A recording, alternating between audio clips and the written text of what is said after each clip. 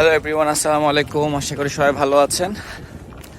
So আজকে হচ্ছে অক্টোবরের 22 তারিখ। এই মুহূর্তে টেম্পারেচার আছে -6 সামথিং। রেগুলারলি আসলে ভিডিও দেওয়া হয় না ব্যস্ততা থাকার কারণে। সো ছোট্ট একটা আজকে ভিডিও নিয়ে হাজির হলাম। ছোট্ট একটা আসলে ইনফরমেশন শেয়ার করবো, যদিও আমি এইটা নিয়ে আগেও ভিডিওতে বলেছি।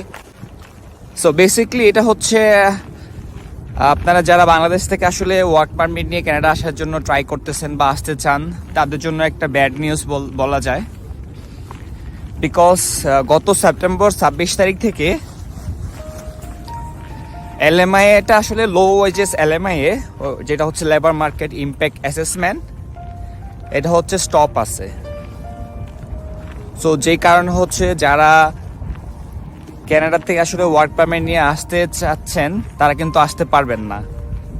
আর বাংলাদেশে তো প্রচুর পরিমাণে আসলে ফেক এজেন্সি আছে যারা বলে যে আসলে এই এলএমএ অ্যাপ্লাই করতেছি, এটা করতেছি, সেটা করতেছি, এরকম বলে কিন্তু আসলে অনেকের কাছ থেকে অনেক টাকা পয়সা নিয়ে যায়। সো বেসিক্যালি যেটার কারণে আমি আসলে ভিডিওটা করতেছি, সবাইকে নিউজটা আবারও শেয়ার করতেছি। আপনারা যদি কেউ বলে থাকে যে এলএমএ যে আপনাকে দিয়ে নিয়ে চলে আসবো, তাহলে এটা বিলিভ করবেন না। নাম্বার 1 হচ্ছে কারণ low wages LMA totally stop.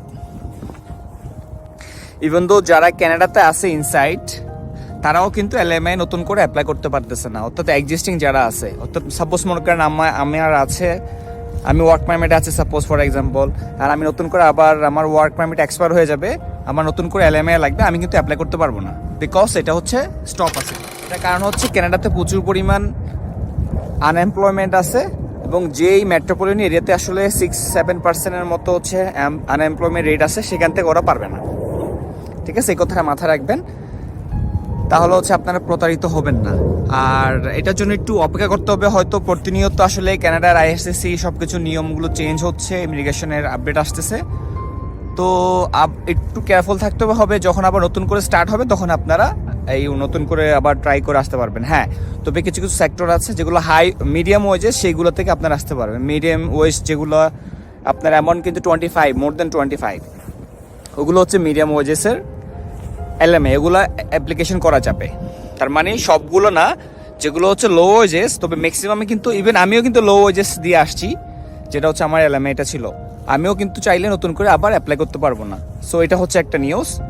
আর সবাই যারা চেষ্টা করতেছেন, চেষ্টা চালিয়ে যেতে পারেন, তবে বি কেয়ারফুল স্ক্যাম থেকে। কারণ হচ্ছে লো ওয়েজেস টোটালি বন্ধ। আপনারা আপনাদের আইএলস বিংসি দিয়ে রেডি রেখে আপনারা যারা কানাডা আসার জন্য ট্রাই করতেছেন, সেটা করে যেতে পারেন, তবে প্রতারিত হবেন না। কারণ এটা আমি আবারও বলতেছি, প্রচুর পরিমাণে স্ক্যামিং হচ্ছে। আর আমার নামে অনেকে আসলে ফেক চ্যানেল আছে। আমার এই একটা মাত্র পেজ এবং একটা ফেসবুক আইডি, এটা থেকে ছাড়া আমার অন্য কোনো আইডি নাই, এবং আমি কাউকে ওয়ার্ক পারমিটে কানাডাতে নিয়ে আসতে পারবো না। সো আমার কথা যদি প্রিটেন্ড করে কেউ বলে যে আপনাকে কানাডায় নিয়ে আসবে, তাহলে মনে করবেন সে ফেক, এবং তার থেকে বিরত থাকবেন, দূরে থাকবেন। সবাই ভালো থাকবেন। আসসালামু আলাইকুম।